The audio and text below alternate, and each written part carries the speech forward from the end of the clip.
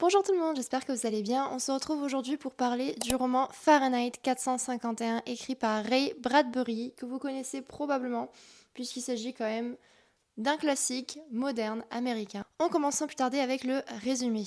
On est donc dans une dystopie, voire même on pourrait carrément dire un roman d'anticipation qui se passe aux États-Unis dans un futur proche ou lointain, ça c'est à nous de voir. À mes yeux, c'est plutôt un futur proche. Et dans cette société, tout a changé au niveau des relations, mais aussi du mode de vie, puisque, par exemple, les romans sont interdits. Ils ont tout simplement été bannis, censurés de la société, et ce que l'on appelait à l'époque les pompiers, qui venaient éteindre les feux, sont aujourd'hui ceux qui viennent les allumer, puisque le rôle ou le métier des pompiers est de venir brûler les romans et parfois même les maisons de tous ceux qui détiendraient illégalement des romans et voire même qui oseraient les lire. Et notre personnage principal est évidemment un pompier, il s'appelle Guy Montag. Et au début, quand on le découvre, il est, complètement endoctriné. Il aime son métier, il aime faire ça, il adore brûler des choses. Sauf que très très vite, tout cela va changer puisqu'il va faire la rencontre de Clarisse, une jeune fille qui est complètement différente des autres et le constate dès le départ puisqu'elle se pose des questions ou elle fait des remarques sur des choses dont lui-même ne prêtait absolument pas attention. Et donc très vite en fait, Clarisse va avoir un peu comme une influence sur Montag et surtout elle va lui permettre d'ouvrir les yeux sur la société dans laquelle il vit et il va commencer à malheureusement pour lui se questionner. Puisque dans cette société, au-delà de ne pas pouvoir lire de romans, il y a aussi tout l'aspect social qui est complètement bouleversé, c'est-à-dire que on ne se parle plus vraiment, on ne se questionne plus sur quoi que ce soit. Vraiment, il n'y a plus de réflexion, il n'y a plus rien. Même les émotions, je trouve, sont pour beaucoup coupées. C'est-à-dire que l'empathie n'existe pas. On est dans une société excessivement individualiste où tout ce qui compte, c'est le plaisir de chacun et chacune. Et où vraiment, on est dans la consommation pure et dure, où le but des personnes est simplement d'acheter le dernier outils ou éléments gadgets ou super high-tech, d'avoir le prochain grand écran qui va projeter des personnages complètement fictifs qui vont nous donner le sentiment d'avoir une famille, d'être aimé, d'être heureux, enfin bref.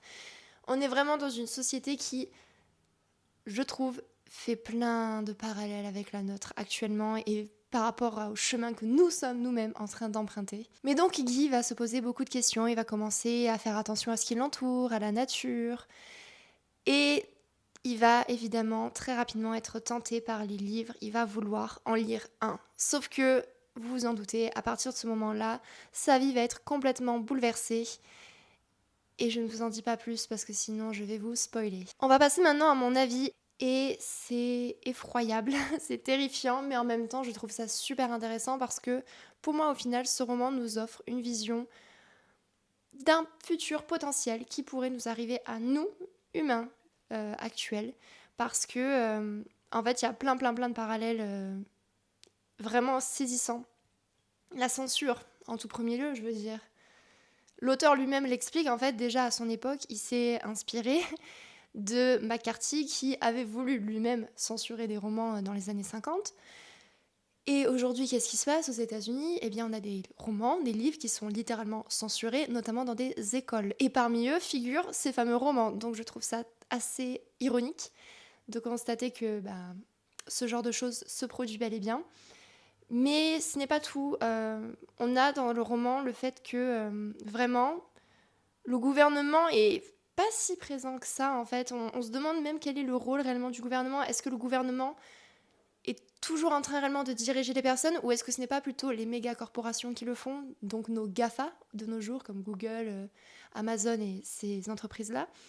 Parce que vraiment, les sociétés, tout est dominé par justement ce besoin de consommation et qui gère tout ça évidemment ce sont les grandes corporations. Et donc j'ai vraiment l'impression que c'est plus eux qui dirigent le pays et les habitants, puisque en fait, quand on lit le roman, on nous explique petit à petit comment la société en est venue arriver là. Et j'ai trouvé ça super intéressant de voir que en réalité, ce sont les habitants eux-mêmes, les citoyens eux-mêmes, qui ont voulu censurer les romans, que eux-mêmes étaient pour. Et en fait, c'est super intéressant de se questionner sur le libre arbitre des personnes en réalité et surtout de la manipulation qu'il y a eu sur l'homme, sur les consommateurs. Où en fait, tout ça, à mes yeux, est de la faute grandement des mégacorporations qui ont tout simplement manipulé les esprits et les comportements humains et qui font qu'aujourd'hui, ils ont la main sur les hommes et que les hommes, en fait, pensent que oui, non, mais moi je veux pas lire, moi je veux ci, moi je veux ça, mais en fait, c'est pas vraiment eux qui pensent ça, c'est plus les corporations qui leur dictent comment se comporter, comment agir, parce que, en fait, ils sont sous l'emprise de ces corporations-là, puisqu'ils sont complètement addicts à tous ces gadgets et qu'ils ne peuvent pas s'en passer.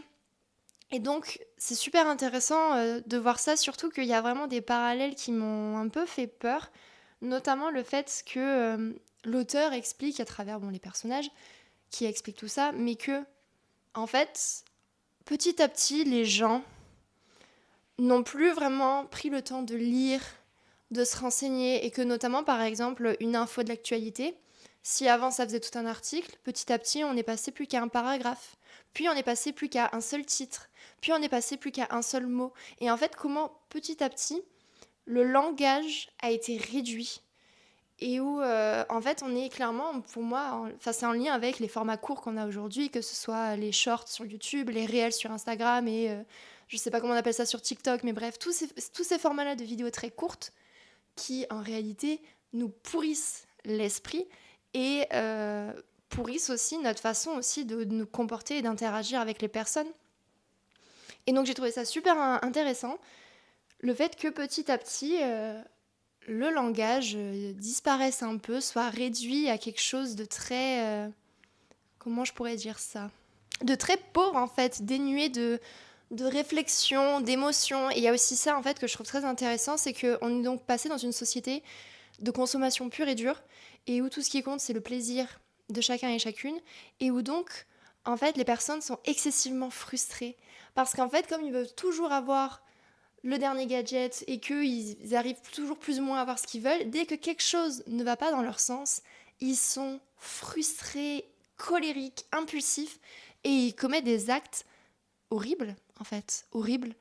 Et je trouve que, encore une fois de plus, on peut faire le lien avec les sociétés de nos jours, où notamment par exemple, de plus en plus chez les enfants, on constate que la frustration, c'est quelque chose d'excessivement même tabou, j'ai envie de dire, parce que très peu de personnes veulent l'aborder, mais on a un vrai problème de frustration chez l'enfant, où on n'apprend plus à un enfant à être frustré, et où cela génère en fait plein de problématiques derrière. Et donc, j'ai trouvé aussi très intéressant le fait que la nature est complètement mise de côté par l'homme et complètement malmenée dans le sens où, par exemple, j'ai trouvé très particulier le fait que, par exemple, personne n'a d'animal de compagnie. Ça a complètement disparu. Et où même, en fait, les personnages, pour beaucoup, n'aiment pas les animaux, en fait. Et que les tuer, par exemple, en leur roulant dessus parce qu'ils ont roulé à 140 km/h, bah, limite, ça les fait rire. Parce qu'en fait, les gens deviennent complètement antipathiques et tellement égoïstes et focalisés sur leurs propres besoins, mais besoins complètement artificiels, qu'en fait, tout le reste, la nature et ce qui, malgré tout, enfin, fait un peu l'essence même de l'homme avec un grand H, tout ça disparaît complètement. Puis même, on voit aussi au niveau des relations, c'était très interpellant. Il y a un moment, en fait, un passage où justement, donc Montag a une femme qui s'appelle Mildred, je suppose que ça se prononce comme ça en anglais, et en fait, il se pose la question, il se dit, mais quand est-ce que j'ai rencontré cette femme? Quand est-ce qu'on s'est rencontrés en fait? Et il était incapable de se rappeler parce qu'en fait les relations sont tellement superficielles que même les relations amoureuses ne sont pas les relations amoureuses telles que nous on les comment dire, on se les imagine. Et où en fait c'est juste deux êtres qui sont en colocation mais qui se parlent pas vraiment. Et donc encore une fois de plus, c'était super intéressant de voir que par exemple quand Montag s'interroge parce que Clarisse a disparu, sa femme n'en a strictement rien à faire et n'a aucune empathie. Et en fait, lui-même, il se rend compte, il se dit, mais qu'est-ce que je sais sur cette femme? On se parle jamais. Enfin, tout ce que je sais, c'est que oui, elle veut un nouveau mur, un nouvel écran de je ne sais quoi pour pouvoir projeter ses trucs de... Enfin bref, j'allais dire un gros mot, mais voilà, vous m'avez compris. Mais qu'est-ce que je sais sur elle? Toutes les nuits, elle est là avec des sortes de casques ou d'écouteurs qui lui blastent à fond des trucs dans ses oreilles. Et en fait, enfin, je la connais pas. Et ce qui est très frappant, et alors je vais essayer de vous retrouver le passage parce que j'avais fait des petites annotations, c'est le moment où il se rend compte qu'en fait, si demain il apprend qu'elle meurt, ne pleurera même pas. Et c'est ce moment-là où on commence que lui, il est vraiment éveillé, où ça y est, il commence à se libérer en fait de toute cette emprise, de tout cet endoctrinement, et où il retrouve en fait sa vraie nature d'homme. C'est que là, il se dit, mais en fait, c'est horrible. Et où là, lui-même commence vraiment à ressentir une énorme empathie, et où il pleure parce qu'il se dit, mais c'est affreux de ne rien ressentir à l'idée de la mort de quelqu'un qui techniquement est quelqu'un que l'on est censé aimer ou être proche d'eux. Par contre, comme je l'ai lu en anglais, je vais vous lire le passage en anglais également. And he remembered, thinking then that if she died, he was certain he wouldn't cry, for it would be the dying of an unknown, a street face, a newspaper image, and it was suddenly so very wrong that he had begun to cry, not at death, but at the thought of not crying at death. A city empty man near a city empty woman. Donc je trouve ça bouleversant. Et ce qui est très intéressant, et alors ce sur quoi je pense qu'il faudrait peut-être que je relise le roman, parce qu'après il y a plein d'éléments en fait, je pense, qui sont passés un peu à la trappe, parce que j'y ai pas... Enfin c'était une première lecture, donc j'ai pas assez fait attention à ça, où il y a des choses qui m'ont tellement justement captivée, ou qui ont accaparé en gros mon attention, que je pense qu'il y a d'autres éléments sur lesquels je suis un peu passée à côté. Et notamment ça, faudrait vraiment que je relise, mais je me rappelle quand j'ai lu, j'étais là genre, waouh, genre... Ok, truc de dingue là, ce qui est en train de se passer. Enfin, vraiment, c'est un passage que je trouve super bien réussi, mais il faudrait vraiment que je le relise parce que je suis sûre qu'il y a encore plein de choses que je pourrais dire dessus. Mais à un moment donné, on a Montag qui se retrouve à son à son chef, si on peut dire ça comme ça, en tout cas le chef de la caserne, qui s'appelle Beati, si je prononce à la française. Et lui, il est à fond dans il faut tout brûler, il ne faut pas garder tout ça. Et il explique en fait. Donc déjà, c'est lui qui explique que justement, ce sont les gens qui ont voulu ça, qui ont voulu que les romans soient supprimés. Et en fait, il explique aussi que, en fait, on a aussi en partie supprimé les romans parce que ce qui se passait, c'est que ceux qui lisaient, ceux qui réfléchissaient, qui philosophaient, ce genre de choses, en fait, ils renvoyaient un sentiment d'infériorité à ceux qui ne le faisaient pas ou très peu. Et en fait, on ne veut plus de ça, on ne veut plus que des gens donnent ce sentiment de supériorité à d'autres. Et donc, en fait, pour donner l'impression à tout le monde que tout le monde est au même niveau, on a aussi décidé, en fait, d'enlever tout ça. Et je trouve que c'est un peu une balle perdue, d'ailleurs, qui est tirée. Mais il y a une catégorie de littérature qui n'est pas censurée. Ce sont les BD. Et grosso modo, plus ou moins, tout ce qui est manga. En fait, tout ce qui a des images, des illustrations, avec très très peu de texte, ça, ce n'est pas censuré. Donc, il y a un peu une balle perdue, je trouve, au passage qui est là, où quand même ça sous-entend que ça, c'est pas vraiment de la littérature à proprement parler. Chacun son avis là-dessus, je ne commenterai pas. Mais j'ai beaucoup aimé les personnages. Montag, en fait, est en réalité, dès le départ, un être très sensible, mais c'est juste qu'il n'en a pas encore conscience. Et ce qui est super chouette, c'est justement nous, en tant que lecteurs, de voir comment petit à petit il s'en rend compte et comment il le vit. Au début, c'est horrible pour lui, et même encore jusqu'à la fin, c'est très dur pour lui. Il y a un peu une bataille intérieure, et où justement lui-même, en fait, il ne sait pas si c'est une bonne chose d'aller jusque là, et est-ce qu'au final, il ferait pas mieux de non rebrousser le chemin et de tant pis, rester dans le moule comme les autres. Et donc pareil, toute cette bataille intérieure aussi est très très très intéressante à lire et nous questionne nous-mêmes aussi sur, dans une société comme ça, au final, qu'est-ce qui est le mieux? Est-ce qu'il vaut mieux rester dans le moule ou essayer tant bien que mal? Ou bien est-ce que non, il faut, contre vents et marées, se battre contre ça, mais quitte à tout perdre, voire même sa propre vie? Enfin, est-ce que ça vaut réellement le coup? Qu'est-ce qui vaut le coup en fait dans tout ça? Et donc c'est super intéressant sur ce point-là. Clarisse aussi, je l'ai beaucoup aimée parce que bon, je me suis beaucoup identifiée déjà, notamment sur les petites réflexions qu'elle peut avoir ou l'attention qu'elle porte à la nature, elle est tout le temps en train d'observer aussi les personnes autour d'elle, elle est très observatrice et elle fait beaucoup de commentaires justement sur les comportements des autres. Et je me suis dit quand même, bah, déjà on est un peu dans ça où on a déjà quand même beaucoup de personnes qui ne prêtent plus attention à plein de choses dans leur quotidien. Et au final, bah, la vraie question, voilà, ça va être mais jusqu'où ça va aller? Est-ce qu'on va arriver à ce stade où en fait on peut même plus réellement parler, où tout ce qui reste c'est que le small talk? Mais encore, même ça, faut pas trop en faire pas trop longtemps parce que en fait, on n'a pas que ça à faire et que si tu parles un peu trop, tu commences à être un peu bizarre toi-même. Et donc je me dis, est-ce qu'on va vraiment arriver à ce stade-là ou est-ce que quand même il va y avoir un sursaut à un moment donné et on va commencer à revoir un peu, bon, comment on vit, est-ce qu'il n'y a pas des choses aussi peut-être à supprimer ou à modifier dans nos habitudes de vie? Je sais pas, mais quoi qu'il en soit, je trouve que entre l'intelligence artificielle, les réseaux sociaux, surtout ça, les réseaux sociaux, un fléau. Plus le temps passe et plus je me dis que c'est plus un fléau qu'une bonne chose, les réseaux sociaux. Donc entre tout ça, la surconsommation avec le capitalisme où toujours plus on a besoin du dernier gadget, du dernier truc et qu'on change, on change, on change et qu'en fait on n'est jamais rassasié, on a toujours besoin de plus.